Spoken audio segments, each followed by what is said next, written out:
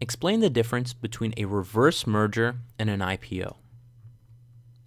A reverse merger is a merger in which a private company may go public by merging with an already public company that is inactive or a corporate shell. The combined company may then issue securities and may not have to incur all of the costs and scrutiny that normally would be associated with an initial public offering process. Now, an IPO, an initial public offering, is the public offering of new shares in a company. The business is able to raise capital and provide liquidity for owners through a treasury offering through new shares, or a secondary offering, which is the sale of existing shares by existing shareholders. So while the IPO process makes a lot of sense for larger companies who want to generate investor interest to raise billions of dollars in capital, the reverse takeover, the RTO process, is mostly for smaller companies who either do not want to spend a full year preparing the company for an IPO and face all the related listing expenses, which can get quite costly, especially if you're a $15 million market cap company and the listing and underwriting fees are going to cost maybe $1 million. That's a lot for a $15 million company. Now let's look at the mechanics of an RTO. So initially, the private company buys enough shares to control a publicly traded shell company, so over 50.1%. The private company's shareholders then use its shares in the private company to exchange them for shares in the public company. At this point, the private company has effectively become a publicly traded company, as all private shareholders now hold publicly listed securities in a liquid market. So once again, you have ABC Corp, which is a private company, and you have XYZ Inc., which is the corporate shell and is publicly listed. It used to have some assets and it was generating income, but through asset sales, it really is quite an empty company that is barely has any liquidity. Now, what can happen is that ABC Corp is going to merge, right? So they're going to buy up 50.1% of XYZ Inc., and then with those 50.1% shares, they're going to exchange those shares with the shares in the private business, which is generating money and it has its own assets. So the shell company now owns 50.1% of the previous private company, ABC Corp.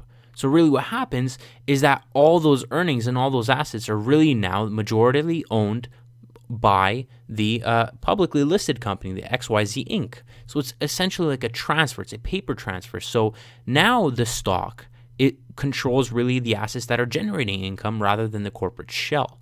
And so right away, you're now a publicly traded company. You can now sell those shares, which primarily own ABC's assets, and you are publicly listed now, and you get around that process of going through the IPO process. Now, what's the advantages of the RTO process?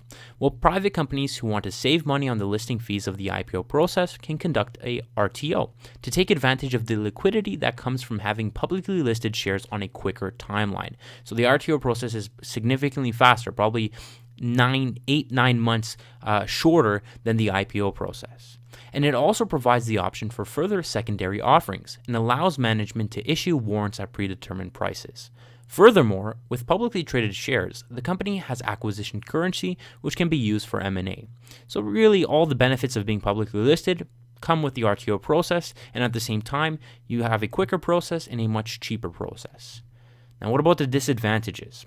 The downside is that through an IPO, the company sells equity in order to raise funds to invest in the business. In an RTO, the company does not acquire any additional funds. Really, it's just a stock transfer. And it must have enough funds to complete the transaction on its own. So to buy up those initial 50.1% shares, it needs funds to acquire those, especially if that shell company is worth, it's worth $1 a share and it's got 100 million shares, right? So it's still going to cost a little bit of money to acquire a majority in that corporate shell company.